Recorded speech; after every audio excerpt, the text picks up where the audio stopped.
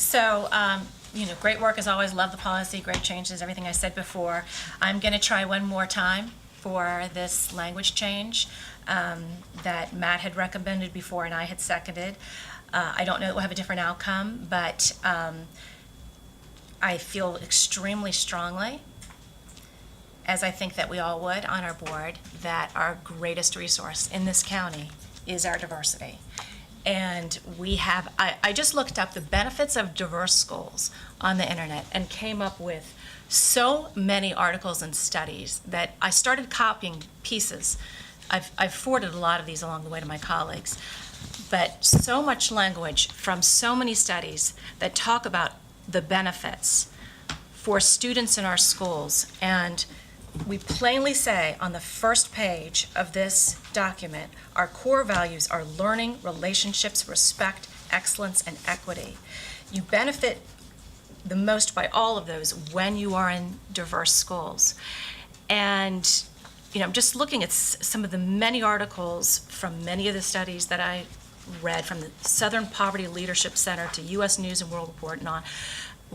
Policymakers and scholars across the political spectrum are beginning to realize that ignoring the social science research on the negative effects of concentrated school poverty is not working to close large achievement gaps between races and economic groups. Diane Ravitch and Michelle Rhee, who represent opposite ends of our polarized debates over education reform, have both recently advocated new measures to promote school integration to raise the achievement of disadvantaged kids. I've just got so much information here about this is a time when we should be preparing our children for a diverse nation. More communities are seeing their schools segregate. And this is, our patterns in Montgomery County, as documented by the OLO report, are the same as they are nationally, with our schools becoming more segregated by race and by economic status. In Education Leadership, Peter Levine noted that by talking and listening to people different from ourselves, we learn and enlarge our understanding. That's the kind of leader that I want to be developing in our schools right now, more than any other feature of our leaders. I think what we've learned right now in our political environment is we need leaders who appreciate the diversity of humanity, and this diversity prepares students for citizenship. There's a Latin phrase, I didn't take Latin, sadly, amolit maris nescinet esse feros, which means learning humanizes character and does not permit it to be cruel. I've just seen too much of that over the last couple of years, and I think that we have options now to make a change, to prioritize diversity in our schools when that is an option. And when I look at the data, because I try to make all of my decisions not based on personal opinion, but on data, and I see that we have schools that are 82, 85, 88, 89% poverty rates, and schools that are many schools that are 2, 3, 4, 5, 6, 7, 8, 9, 10% poverty rates. And some of these schools are very close to each other. It makes no sense to me that when the opportunities arise, that we don't try to better integrate our communities. And, even looking at capacity and enrollment, I'm so glad that we're saying now that we're going to go outside of clusters, because I've just seen, even in one of our last decisions where we had a school that less than a mile away that was under capacity by the same amount of students, that the new school would be over capacity, and we're spending, I don't even know how many millions on building a shell into that school to accommodate that.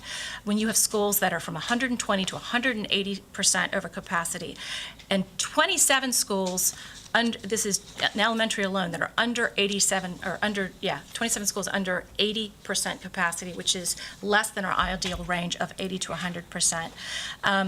The OLO report pointed to a bunch of data that just really shows how this is true, from AP scores to graduation rates to the whole. I think they had 7 or 8 different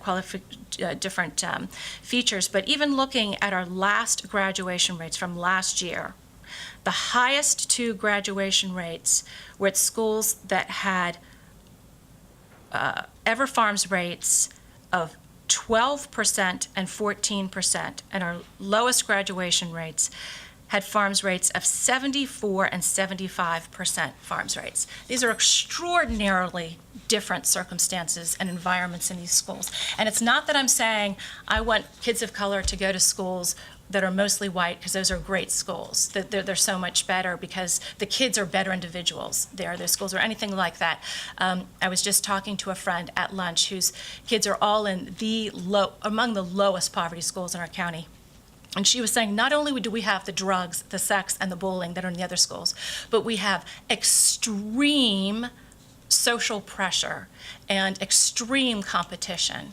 And I would hope that it's as good for our students who are white and Asian and have resources to be in diverse environments as it is for anyone else. And study after study shows that as well. It's healthier in so many different ways. The last article I'll just point, there's an entire study on this with all kinds of data about how important parents are, important parent resource to a school community. Students benefit when parents regularly volunteer in classrooms and know how to hold school officials accountable when things go wrong. Low-income parents who may be working several jobs, not own a car, may have had a bad experience themselves as students, are not as likely to have those benefits. The people with resources who in this town are overwhelmingly, predominantly, people who are not of color, know the on-ramps and have the access. When our kids are in environments where that is the language of the school, where they're hearing the options from students who have those on-ramps, they learn about those opportunities. Even me as a middle-class parent, if I go to the bus stop and I'm too busy, there are other parents there who can loop me in on everything that I've been missing. And that's the benefit of being in those environments. Like I say, this benefits white students as much as students of color. White students' test scores don't drop when they go to school with large numbers of Black and Latino students. Diverse classrooms teach some of the most important 21st century lessons, which matter far more than test scores. Beyond academic, social, emotional skills, curiosity, complex and flexible thinking, resiliency, empathy, gratitude are not captured by standardized test scores, but are keys to successful and productive lives. Graduates of socioeconomically diverse schools are more effective in the workplace and global markets. Tons of research around that. So I'm not going to go into any more detail. I mean, that's as much as I can do. But if we truly are serious about valuing diversity in our school system and that being our greatest resource, we need to give the opportunity for students to access that whenever we can. So my change would be the same language as Matt Post had recommended previously, which is that options should especially and in particular strive to create a diverse student body in each of the affected schools. It's not boxing us in, but it's saying the option should in particular strive to do that. That's all. I just want to say, I don't particularly like that language. The concept I support, but that language, I had told Matt that in the spring, that in particular, I don't know how the committee will vote. I actually have some other language to that that I would like to offer, but not in that section. But I mean, let's have the discussion. But I don't think that's clear. You know, I would say prioritize. But we heard through the comments geography and socioeconomics. I mean, it didn't seem that anyone had coalesced, or the vast majority of the comments had coalesced. They all were equal, important factors. So what I heard was geography and demographics rose to the top. Right. And I'm saying we have to at some point take a stand that aligns with our values regardless. I think the language, that particular, in particular, is problematic. But I do have some other language getting to that point.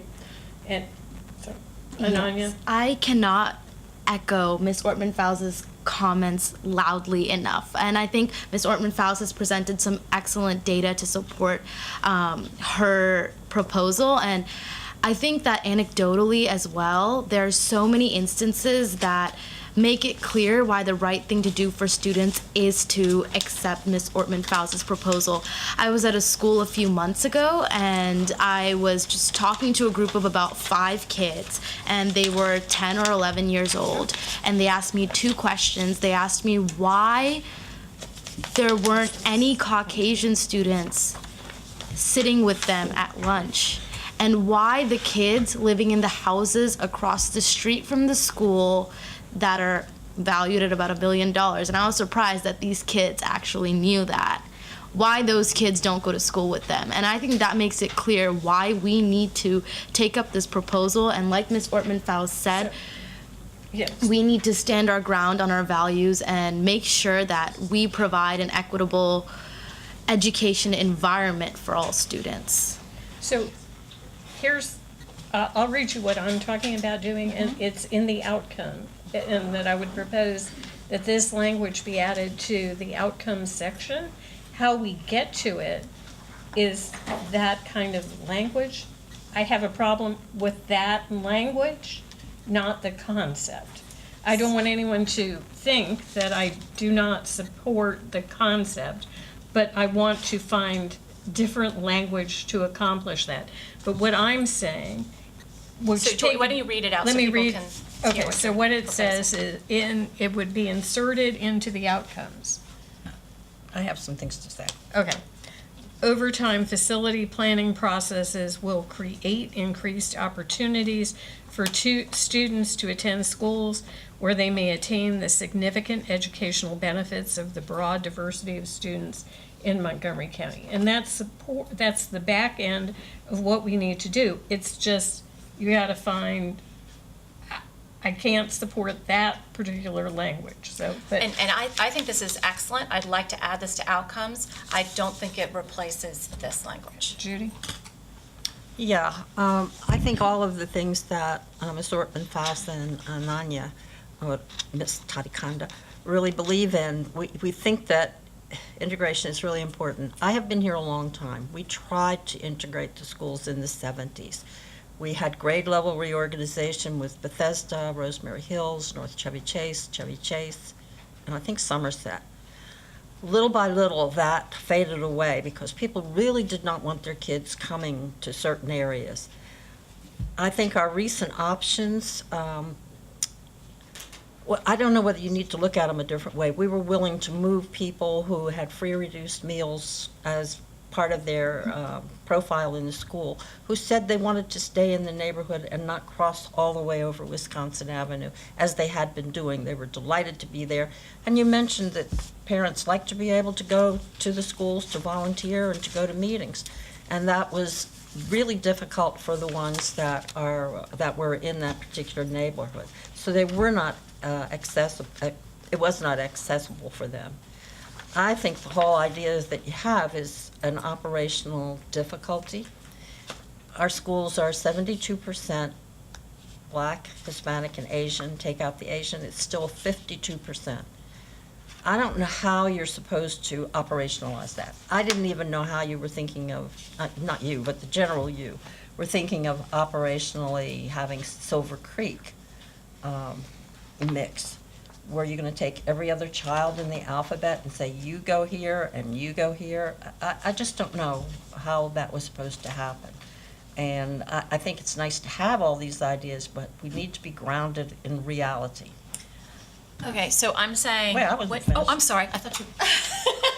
It sounded like a No, final it's statement. okay. It's okay. No, please continue. No, go ahead.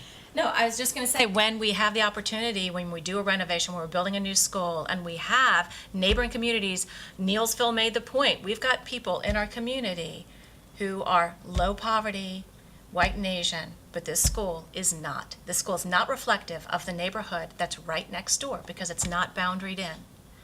I mean, that. No, they're boundaried in. Why, they're boundaried They in? don't attend the school. That neighborhood They right do next, not they attend the don't, school. not one child goes to Neelsville. Yep. It's not a matter of, they're not boundaried in. Yeah, Montgomery They Village don't kids attend. go to that school, but the ones in that very neighborhood do not. That's my understanding. Well, your understanding's not right. It really is not. because the people that have those really expensive houses that are up on Scenery Drive and Maybe we're on talking about different Shakespeare. neighborhoods, because this is what PTA members have talked to me Well, about. they're not right. The boundaries issue. When we And were the at principal. Watkins Mill in the spring for the cluster, the issue was raised, and the community made the comment that not one child of those lovely homes attends Neelsville. Because they're districted to. No, no. We can talk to the principal now, so we'll look at the They go to boundaries. Rocky. But Rocky Hill, I think. anyway, if you find some other language, not the in particular, but something else, I can support it, but not that particular language. I don't think it's correct in policy terms. So, Okay, so then it's 2 for, 2 against, so it doesn't move forward here, but I will be bringing it back. Sure. September 24th to final so, action. This language? no, that's mine. I know, that's not, we're talking about the whole policy. We're talking about her amendment. Yeah. So I'm Sorry, Mrs. O'Neill, I'm sorry to interrupt, but I was just going to ask for a point of clarification, just so that we can make sure we have our notes correct. Just wanted to know from Ms. Ortman-Faust what line number you were proposing that language be added to, and then if you wouldn't mind rereading it. So the lines currently start with, on 452, it says, option should strive to promote the creation of a diverse student body in each of the affected schools. Changing that to, option should strive, are you following me? Option should, instead of strive, especially and in particular, strive to create a diverse, and it just follows with that same line, 454, diverse student body in each of the affected areas. So it's just that one line, 453. And you don't see that in the quality integrated education policy at all? It's the same kind of thing in that policy, whether we've been able to follow it or not. That's my point. With the consortium, we have not been able to follow it. They were given federal money to do these things, and they were supposed to integrate. They did not. We're past that. I think that we need to do the best thing for our children where they are, because sometimes we cannot mix. You just can't convince me that we're going to be able to mix schools that are east of 355 with schools that are on the other side. I'm west of 355. Well, both east and west. I just don't know how you're going to put them together. I just have to say that it's not okay for 10 and 11-year-olds to be able to recognize that they are distinctly segregated by socioeconomic status from their neighbors across the street to different middle schools. That just doesn't click with me for some reason. So,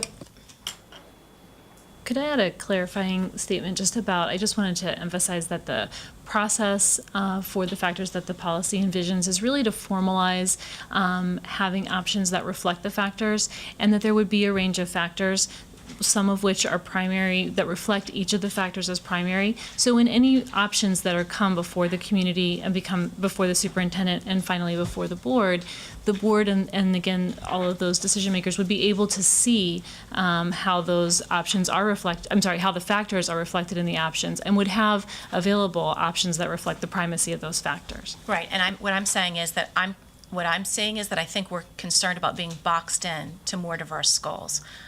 And I want us to be boxed into more diverse schools. I think it's a values call. see, I don't know. It says options should strive to promote the creation of a diverse student body. You don't And think by that's? by adding the language, especially in particular, it weighs it just as Matt said, I think very eloquently, it just gives it a tiny bit more weight. It's not robust, full-throated, I think was the word he used that he would have preferred. It just gives it a tiny bit more weight. And that was giving up a lot, to not go with the full-throated. I don't know. I mean, I still have, especially in particular, doesn't get to what I think. I mean, I happen to think maximize or, but especially in particular, We're saying I that that see. factor is more, is weighed just a little bit heavier than the rest of the factors. That's all we're saying. And I know that it doesn't seem like that much to ask at this point. We're not asking for everything we could ask for.